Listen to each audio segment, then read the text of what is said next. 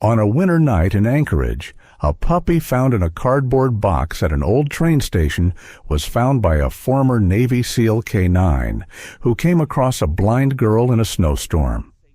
What happened next will show you a heartbeat, a breath, a miracle no one can explain, except perhaps love, faith in God. Before we begin, please let me know where you are watching from, or subscribe to see more. The wind that night moved like a living thing, slipping through the hollowed alleys of Anchorage and whispering through the cracks of the abandoned train station.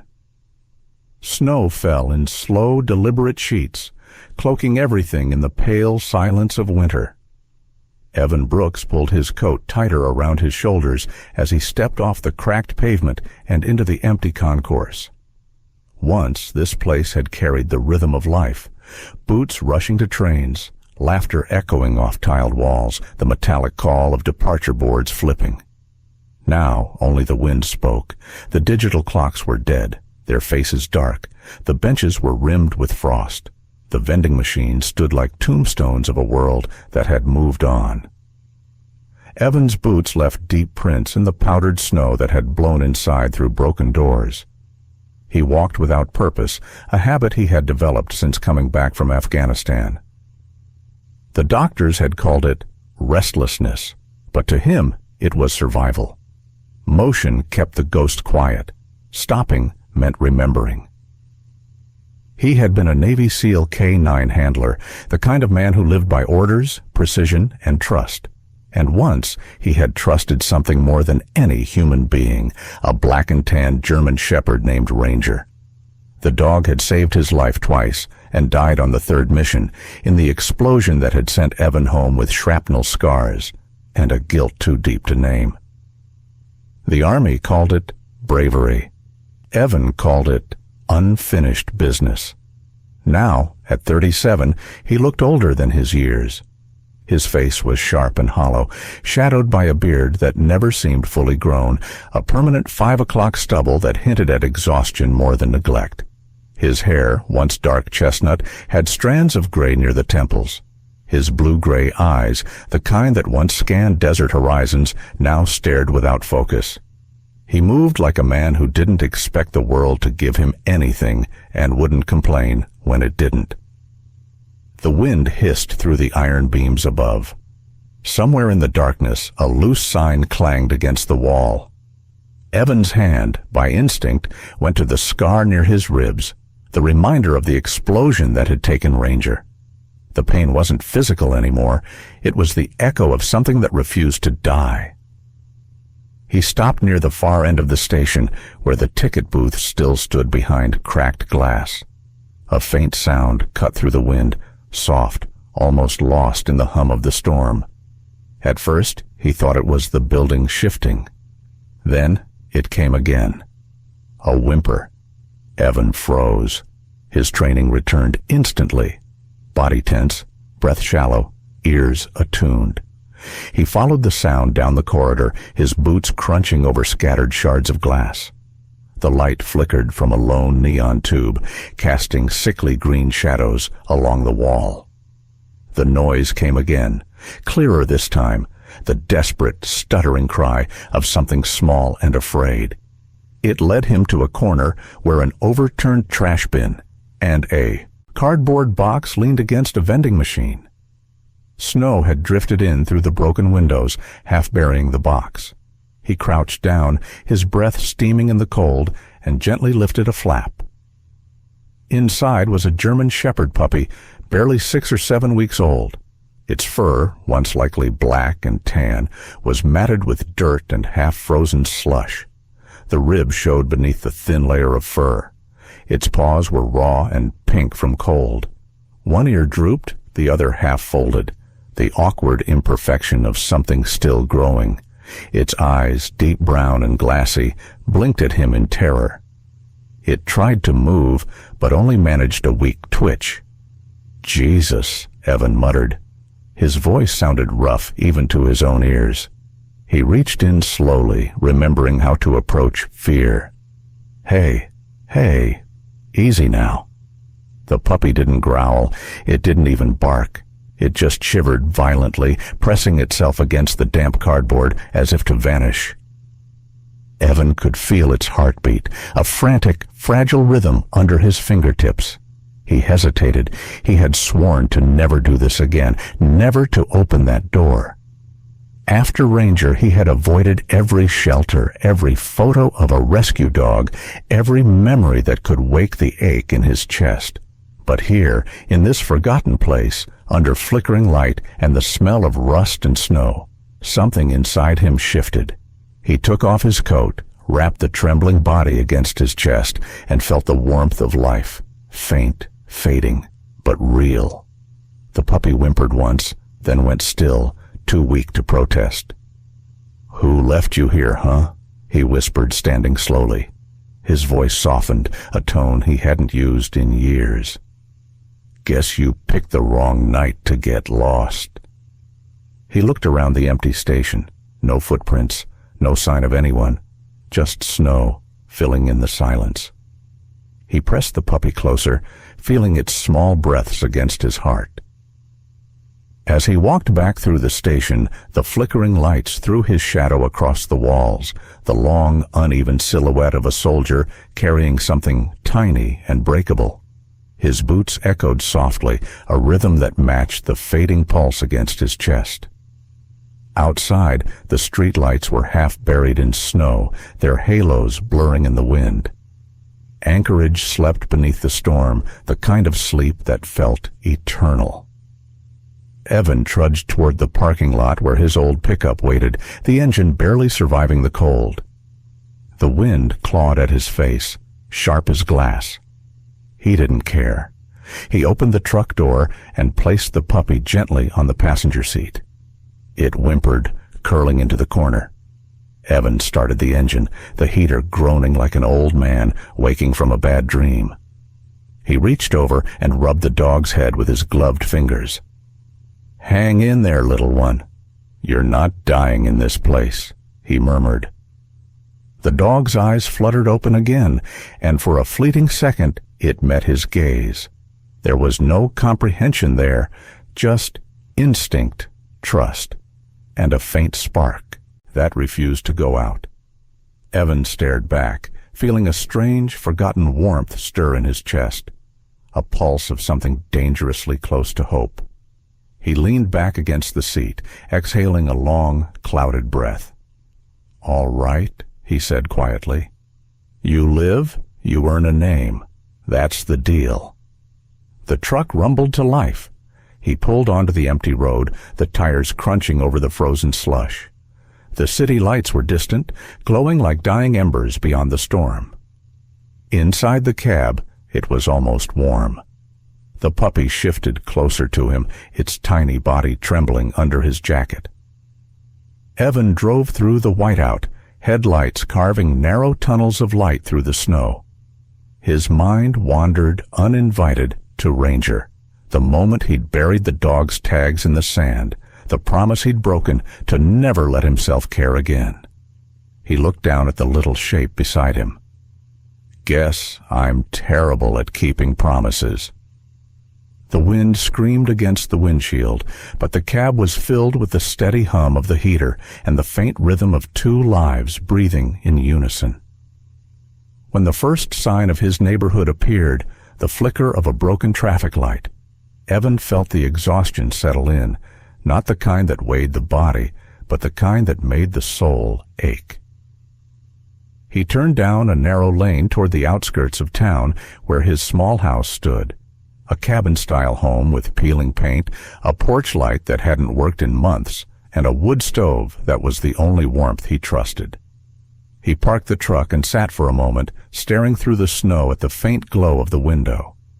His reflection in the glass looked older, harder, but behind it, the small movement of the puppy pressing against him made him smile, just a little. "Welcome home, kid," he whispered. "Not much, but it's dry and quiet. You'll like it." He stepped out, holding the puppy close against his chest, shielding it from the wind. The snow crunched under his boots, the sky a curtain of gray and silver. The storm hissed around him, but for the first time in years, he didn't feel entirely alone. Inside, the house smelled of wood smoke and dust. He set the puppy near the stove, lit a fire, and watched as orange light spread across the floorboards. The small creature blinked at the flames, tilting its head as if trying to understand warmth itself. Evan unwrapped his coat, ran his hand through its damp fur, and murmured, "You're tougher than you look, you know that?" The puppy gave a faint sigh and pressed its nose into his palm. Something in that touch, innocent, trusting, undeserved, broke the last of his silence. He leaned back, watching the snow swirl beyond the window. "You make it through tonight," he said softly, "and I'll give you a name. Maybe Scout." "Yeah, you look like a scout." The puppy's ear twitched, and Evan smiled for the first time since Ranger's grave. Outside, the storm raged on. Inside, the fire cracked and whispered, and two souls, one scarred by war, one saved by chance, shared the same fragile peace. The dawn crept in through the frost-coated window, brushing faint gold across the wooden floorboards of Evan's cabin. Outside, the world was still buried under the same heavy blanket of snow that had swallowed Anchorage whole for weeks. The forest that bordered the property stood silent and silver, every pine weighed down with white. From the distance came the lonely cry of a train's horn, a sound that lingered like memory. Evan Brooks stirred from a light, fractured sleep on the couch, the kind of rest a soldier learns when real rest is too dangerous. His body still remembered the rhythm of war, the instant alertness, the twitch in his muscles when silence lasted too long. His dreams had been cruel again. The heat, the sand, the ringing of a radio that never stopped. The image of Ranger, his fallen K9 partner, still came uninvited, eyes full of obedience, then smoke, then nothing. A soft sound pulled him back to the present. A whine. He turned his head. Near the fire, wrapped in a blanket, the puppy, Scout, was awake. The tiny dog had grown stronger overnight. Its coat, now brushed and drying, revealed its true coloring. Deep sable with lighter streaks near the chest. One ear stood upright while the other still flopped down stubbornly, giving it an uneven, endearing look. When Evan looked at him, the pup tilted its head as if studying the man who had pulled it from the cold. "Morning, kid," Evan muttered, his voice still gravel from sleep. Scout's tail thumped against the blanket in answer. Evan got up, stretching the stiffness from his back. His frame was built from years of discipline. Broad shoulders, a chest once sculpted by training, but now softened by exhaustion. He moved to the stove and poured water from the kettle, steam rising like ghosts. The cabin was small, almost bare. A stove, a table, 2 chairs, a shelf of books left behind by the previous owner, and a wall covered with photographs, most of them military. One frame had been turned face down months ago. He heated milk in a small pan, then crouched to offer it to the pup. Scout lapped eagerly, the sound loud in the quiet room. Watching it, Evan felt something unfamiliar tug inside him, a mix of tenderness and unease. He wasn't used to being needed. He wasn't sure he deserved to be. For the first time in years, he spoke aloud, not to anyone, just to fill the silence. Ranger used to drink water like that too, nose first. You've got the same spark. He paused, eyes distant. You'd have liked him. The fire cracked softly, filling the cabin with amber light. Scout finished drinking and toddled over, pressing its head against his knee. Evan reached out and brushed the fur behind its ear. It was still thin, but warm now. "You've got fight in you," he said quietly. "That's good. You'll need it." Over the next few days, the snowstorm began to ease, though the world outside remained a wasteland of ice. Evan fell into a rhythm again, feeding the pup, chopping wood, keeping the fire alive. Scout followed him everywhere, small paws pattering behind like a shadow. When Evan split logs outside, the puppy sat by the porch steps, watching him with curious, almost human focus. When the whistle of a distant train echoed, Scout would bark, sharp and high-pitched, startling himself in the process. Evan laughed once, short and rusty, but it startled him more than the bark had. On the fourth day, a knock came at the door. Evan stiffened instantly. Visitors were rare out here. He reached for the revolver tucked behind the shelf before opening the door a crack. A woman stood there, Margaret Sloane, his nearest neighbor, from nearly a mile down the road.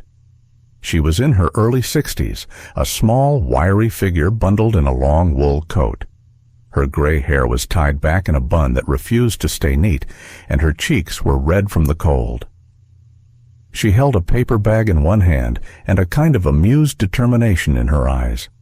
Margaret had been a nurse for 30 years before retirement, a widow who now spent her days tending to strays and bothering people into taking care of themselves. "Good morning, soldier," she said with a brisk smile. "You look like you've been living off coffee and guilt again." Evan exhaled. "Morning, Margaret. You shouldn't be out in this weather." "And you shouldn't live like a ghost," she countered, pushing the door open before he could protest. The smell of baked bread and herbs filled the air as she handed him the bag. "I made stew. Figured you wouldn't." Margaret's eyes fell on the small movement near the fire. "Oh," she said, her voice softening. "And who's this handsome thing?" Evan glanced toward Scout, who was staring back, tail wagging cautiously. "Found him in the station downtown. Someone dumped him there." Margaret crouched, her knees cracking slightly. "Poor soul," she murmured, extending a hand. Scout sniffed her fingers, then licked them. "Well, he knows kindness when he sees it. What's his name?" "Scout," Evan said. "Fitting," she replied, looking up at him. "He'll keep an eye on you, I can tell." Evan smirked faintly. "That makes one of us." Margaret stood, brushing her knees. "Don't start. You've got a good heart under all that armor. You just forget to use it." He didn't answer, but his eyes softened. Margaret was one of the few people who dared to speak to him like that. She'd been the first to check on him after his return from deployment, the first to notice when he'd stopped showing up in town. As she prepared to leave, she touched his arm gently. "Feed yourself, not just the dog. And Evan, don't let the past bury you alive, all right?" He gave a single nod, unable to say the words he wanted. She smiled and stepped back into the snow. Her figure grew smaller until the white swallowed her completely. That evening, the storm finally broke. Evan opened the door and stepped outside with Scout tucked under his arm. The air was sharp but clear, and above the tree line, stars began to appear, thin, trembling lights across an ocean of black. Scout wriggled free and leapt down into the snow, sinking almost up to his chest. He barked once, a sound so pure that it drew a rare smile from Evan. "Go on," he said quietly. "World's yours now." Scout bounded clumsily, leaving a trail of paw prints behind him. Evan watched, arms crossed, the cold seeping through his sleeves. Something loosened in his chest. The silence wasn't empty anymore. It was peaceful. The night train roared faintly in the distance, its whistle echoing across the valley, and Scout barked again in answer. Later, back inside, Evan settled by the fire with the pup curled beside him. The flames danced across the walls, throwing warm light over the scars on his hands. He reached for the photo frame he had turned face down months ago. With slow fingers, he set it upright again.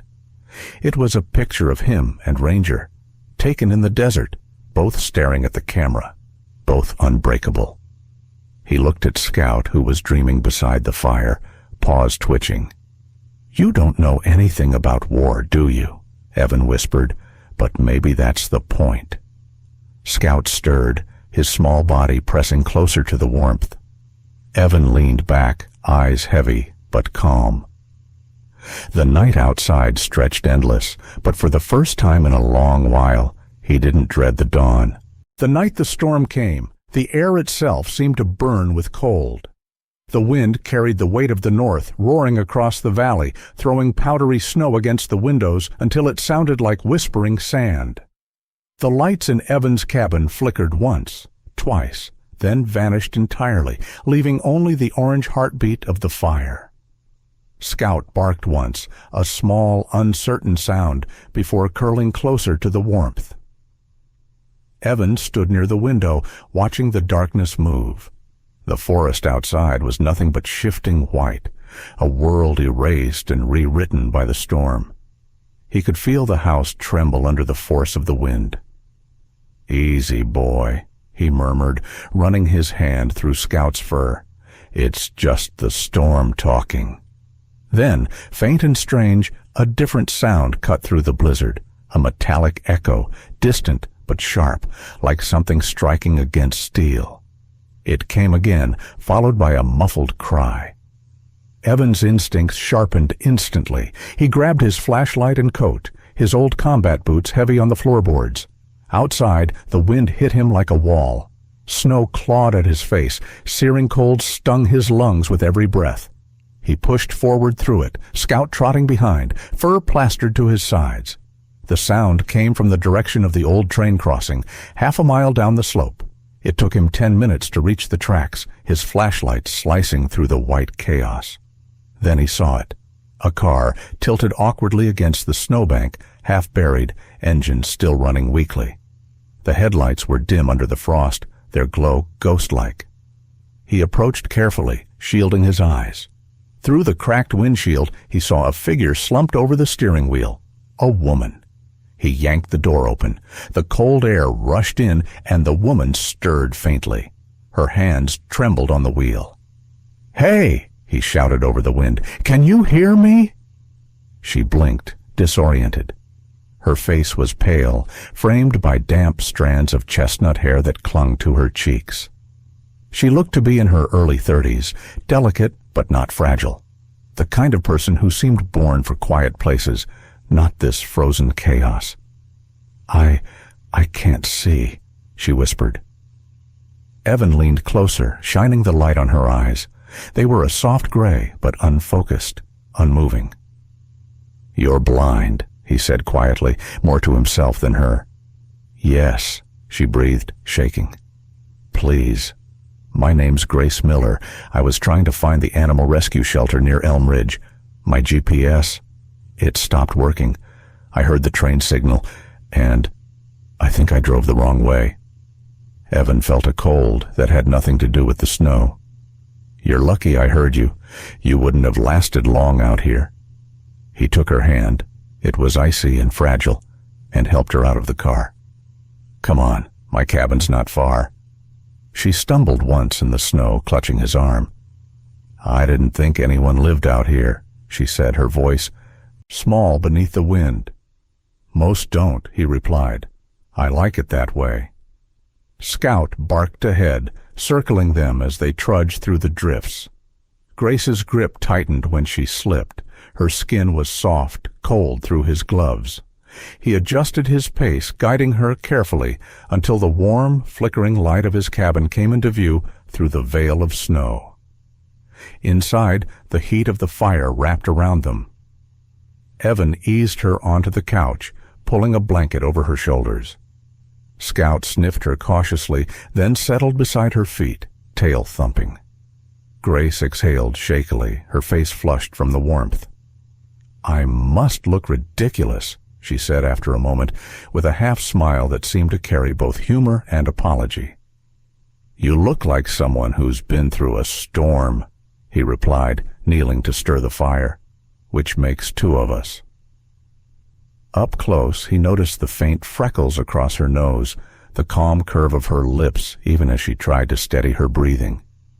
She wore a thick parka, the left sleeve torn, revealing a wrist marked by a small scar. Her hair, though damp, shone in the firelight like melted copper. Evan returned with a mug of hot tea. "Drink this slow," he said. Grace nodded, her fingers trembling slightly as she found the handle. "Thank you, Mr. Brooks, Evan Brooks." She tilted her head thoughtfully. "That name sounds military." He hesitated. "Was Navy SEAL, K-9 unit." Her lips parted slightly. "You worked with dogs?" "Yeah," he said, glancing at Scout. "He's sort of the reason I'm still here." Scout tilted his head at the sound of his name, tail brushing against the floor. Grace smiled faintly, extending a cautious hand. The puppy approached, sniffed, and gently pressed his nose into her palm. Her smile widened. "He's beautiful. How old?" "Maybe 2 months," Evan said softly. "Found him at the station downtown. Someone left him to freeze." Grace's expression shifted, something deep and sympathetic. "People can be cruel," she murmured, "but sometimes even cruelty leaves space for miracles." Evan studied her. There was something about her tone, quiet but resolute. He realized she didn't pity the world, she understood it. "You sound like you've seen enough of both," he said. "I worked in rescue shelters," she replied, tracing her fingers along Scout's fur. "After I lost my sight, I couldn't operate anymore, but I still help. Training therapy animals mostly. Anchorage was supposed to be a new start." The fire crackled between them. For a moment, neither spoke. The silence wasn't awkward. It was gentle, like two people sharing a secret they hadn't put into words yet. Evan leaned back against the wall. "You chose one hell of a place for a new start," he said, almost smiling. Grace laughed softly. "Maybe I was looking for the wrong place. Maybe it was supposed to find me." He looked at her then. Really looked. Her eyes, though blind, held a kind of peace he hadn't known in years. There was no self-pity, no fear, just resilience, the same quiet strength he saw in Scout, in the way the pup had fought to live. Later that night, as the storm raged outside, Grace fell asleep on the couch, her breathing even. Scout lay curled beside her, one paw resting on her arm. Evan sat nearby, staring into the fire. The sight, the woman, the dog, the warmth, stirred something deep in him. It wasn't comfort exactly, it was recognition. He thought of Ranger, of the heat and sand, of the moment he'd promised himself never to feel anything again. Yet here he was, surrounded by life he hadn't planned for. He whispered, half to himself, "You really don't know when God decides you've had enough of being alone." In the quiet, Scout stirred, raising his head. Evan met his eyes. "Looks like we've got company, kid." When the wind finally eased toward morning, the cabin stood in stillness.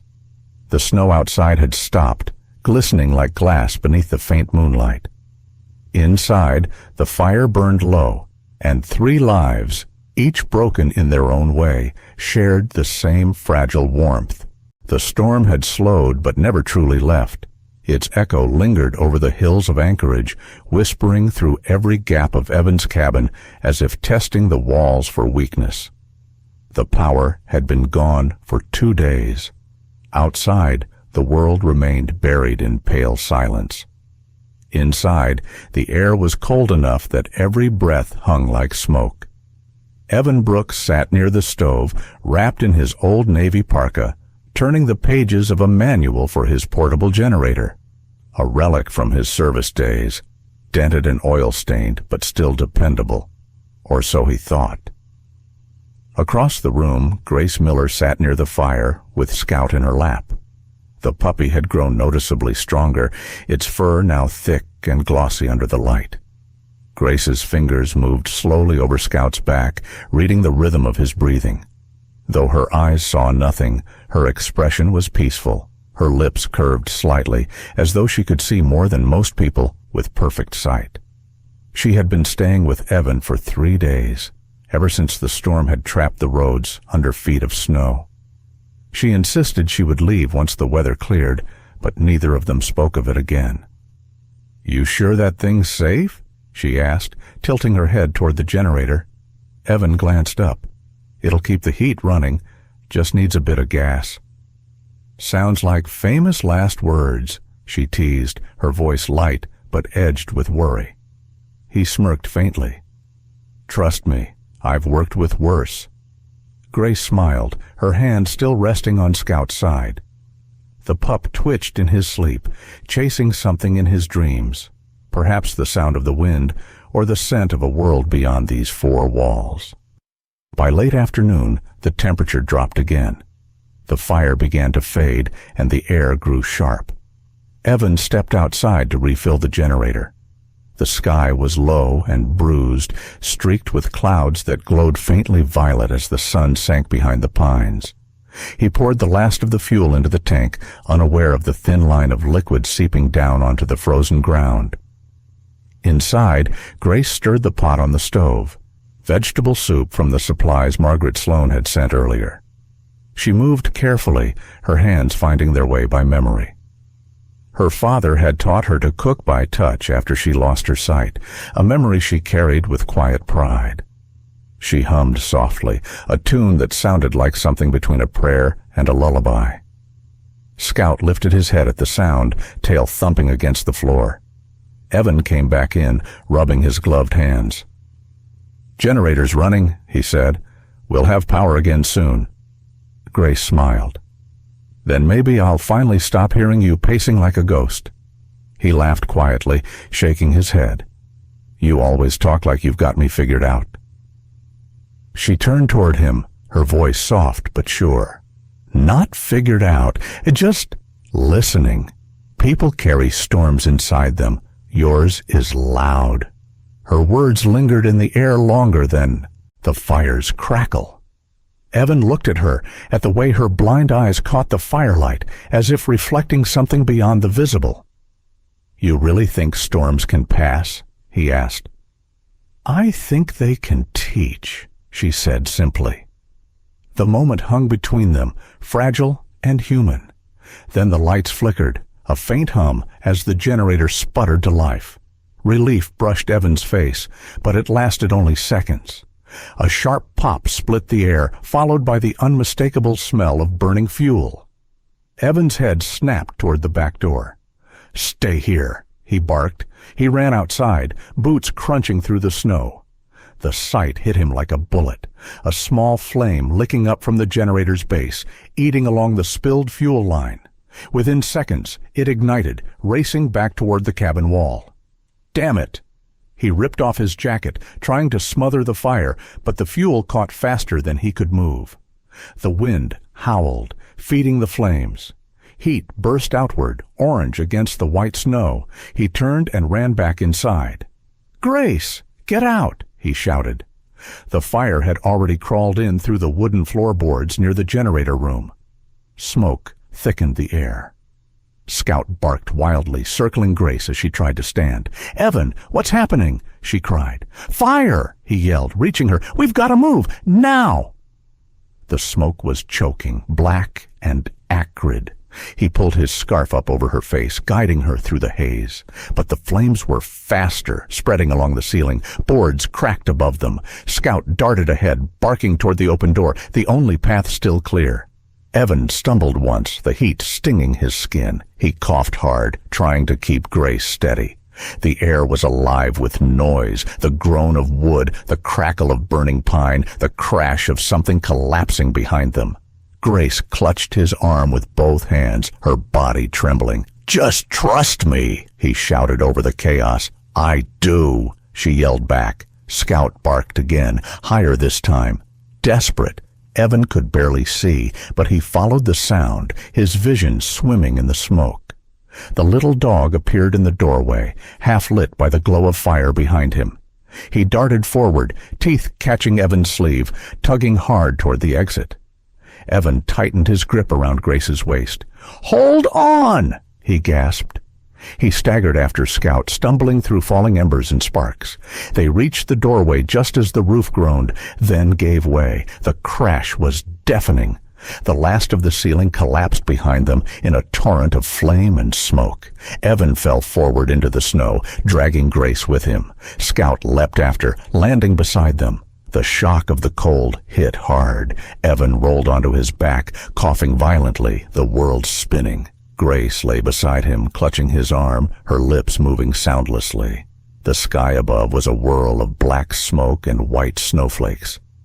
Behind them! The cabin roared, a dying, burning beast against the night. He turned his head. Scout was lying a few feet away, chest heaving, his fur singed at the tips. The puppy lifted his head weakly, then crawled toward him and pressed his nose against Evan's gloved hand. Evan managed a hoarse laugh that sounded almost like a sob. "You did good, kid," he whispered. "You did real good." Sirens echoed faintly from down the valley, a rare sound in this isolated stretch. Someone, maybe Margaret, must have seen the flames. Evan tried to stand but collapsed again, dizzy and cold. Grace reached for him blindly. "Evan." "I'm here," he rasped, grasping her hand. "We're all here." The snow fell heavier now, smothering the edges of the fire. When the rescue truck arrived minutes later, its red lights painting the snow crimson, they found the three figures half buried under drifting white. The soldier, the woman, and the small dog huddled together. All three still breathed, barely. But they breathed, and as the rescuers lifted them onto stretchers, Scout's paw remained resting over Evan's wrist, refusing to let go, even as the paramedics worked. The storm had finally ended. But inside the stillness that followed, something far stronger had been born, the kind of bond that no flame could destroy. 3 months passed before the snow began to surrender. The land that had once been white and silent now carried the soft sound of dripping water, and the air smelled faintly of pine and thawing earth. The winter storm that had nearly taken their lives had left its scars on the land, on the cabin that was now only a blackened frame, and on Evan Brooks himself. Yet life, stubborn and quiet, had begun to grow back.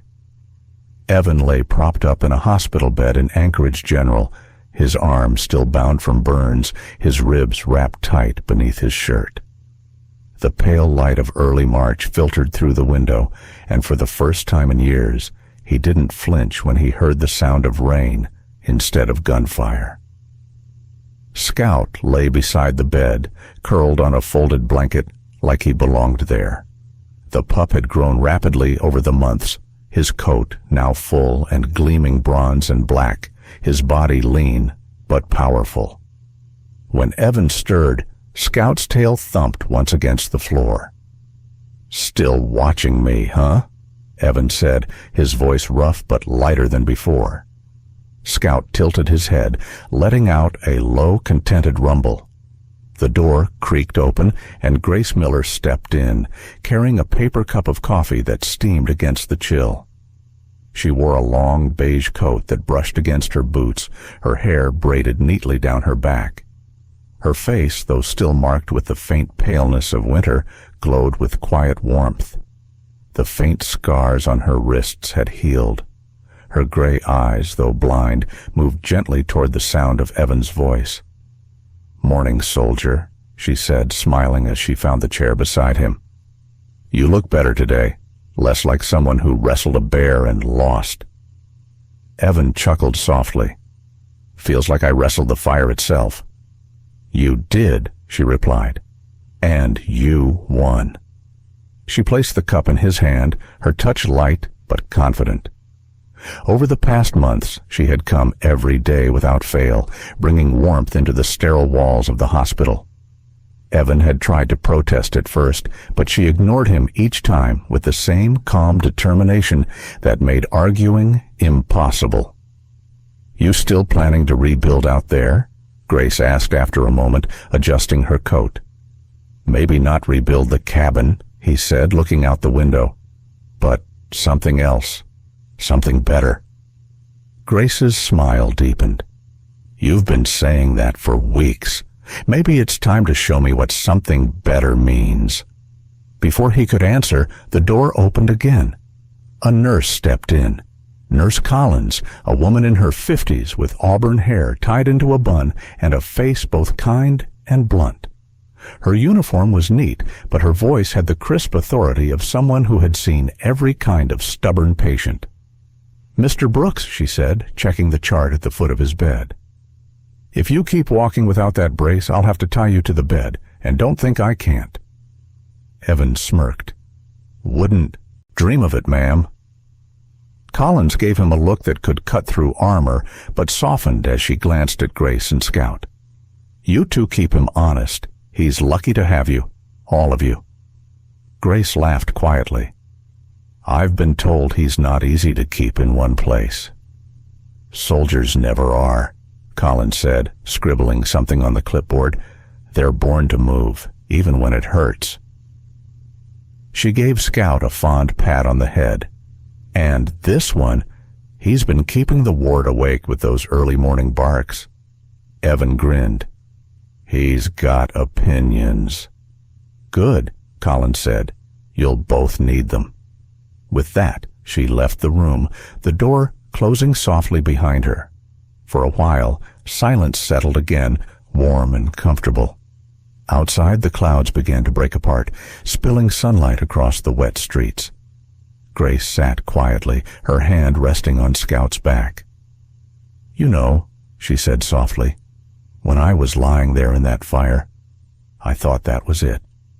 I didn't think I'd feel sunlight again. But here we are, somehow." Evan turned to look at her, the corners of his mouth lifting. "We made it through. That counts for something." "It counts for everything," she said. A week later, Evan was discharged. His movements were still stiff, but he could walk without assistance now.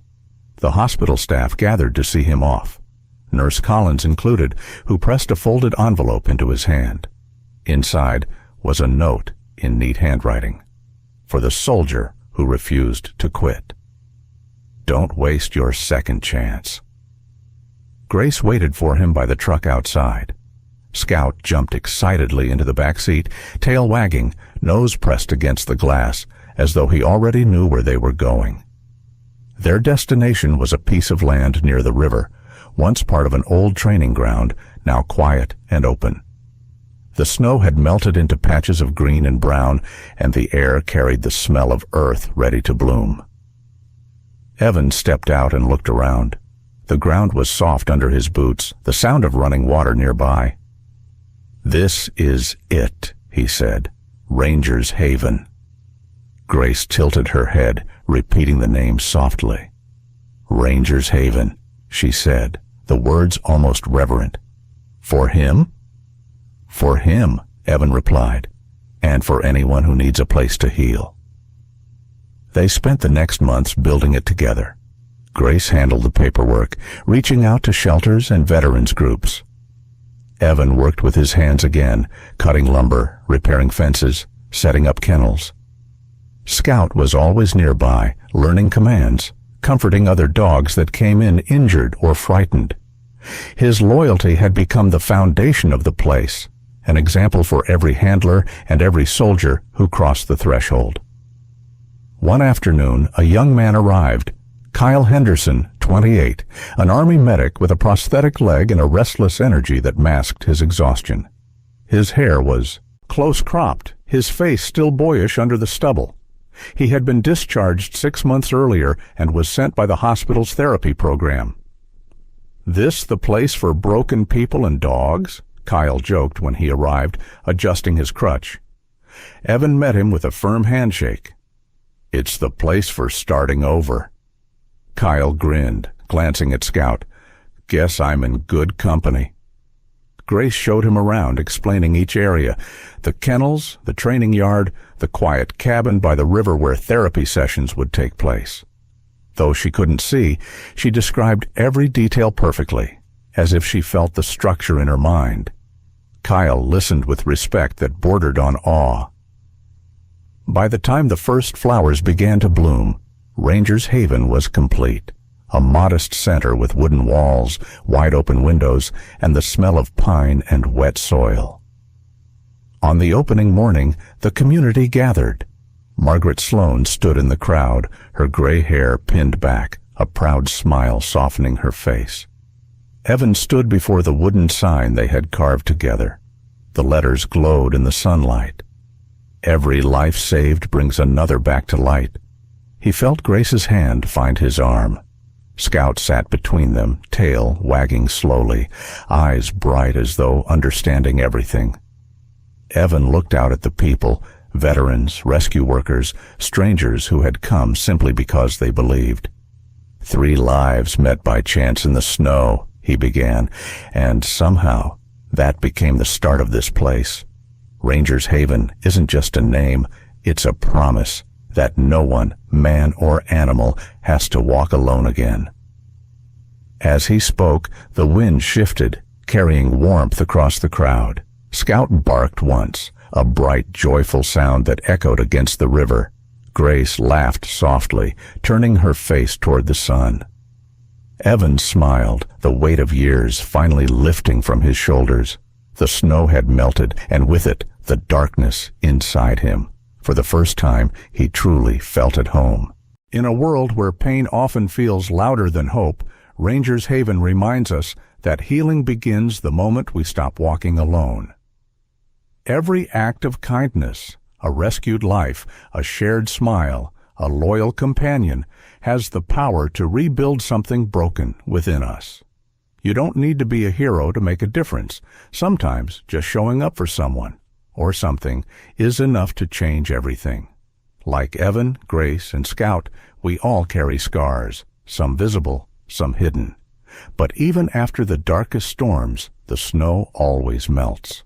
The warmth we offer to others comes back to us in unexpected ways, through love, loyalty, or the simple wag of a tail that says, "You're not alone anymore."